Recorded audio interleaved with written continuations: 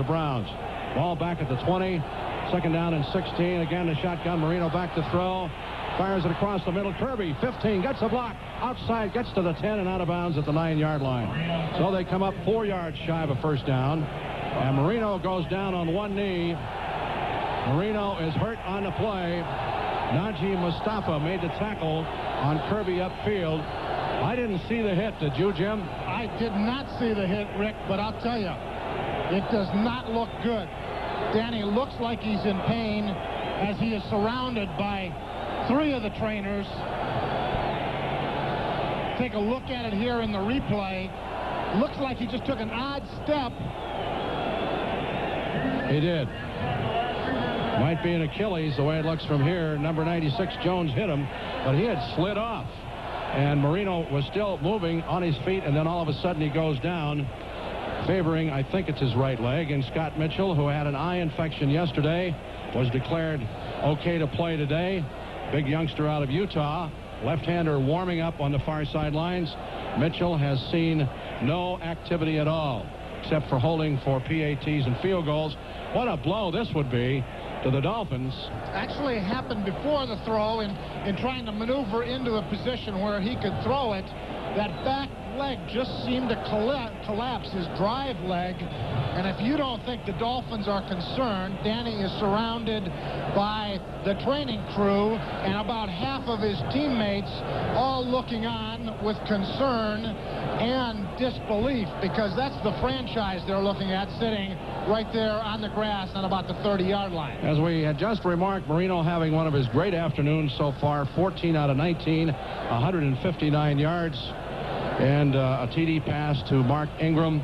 Goes down with a leg injury back at about the 27. His teammates are all around him, so is the training staff. The doctor's on hand. Now Coach Shula has joined, got his head right in the middle. And so Mitchell at 6'6", 230 pounds will come in for Marino. Now they're getting Marino up. Let's see how if he's able to put any weight on that leg at all. Apparently not. And he's being assisted off. Can't put any weight on the right foot. All right, Mitchell, 6'6", 230 pounds in his 4th year out of the University of Utah. The fans into it. Keith Byers goes out of the ball game. Mitchell will operate from the shotgun. 3rd down and 6 from the Browns' 10-yard line. Somebody jumps from the Browns. Mitchell takes the snap, goes to the near side. It's going to be intercepted at the 5. This may go for a touchdown. All the way upfield is Mustafi. He's down to the 35, to the 30, the 20, 15, 10, 5. Touchdown, Browns. Oh, my word. Not that throw, Scott Mitchell. Not all the way across the field into the flat. What a dramatic turn of events here, Rick.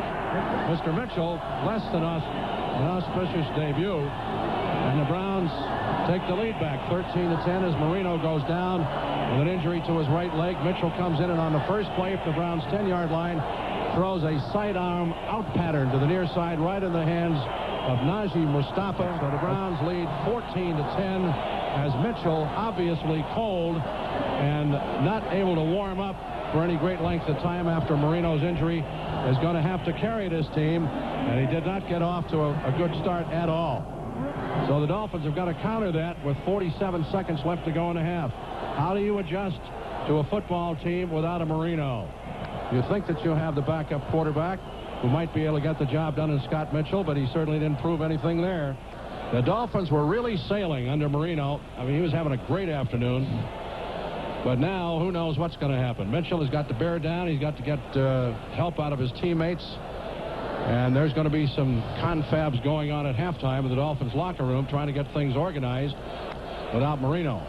Well, never a good sign. Danny is being loaded onto the golf cart, carried off the field, and he looks like he's in a lot of pain. Rick, I think we're all stunned here. Yeah. I think certainly the fans here in the stadium are stunned by just a dramatic turn of events here. The Dolphins were on a 2nd and 5 at the 9-yard line. Marino was smoking. He was throwing darts all over the field. And in a moment, it seemed like Marino was down and carried off the field. Scott Mitchell came in and made just a very poor decision in throwing the ball out in the flat.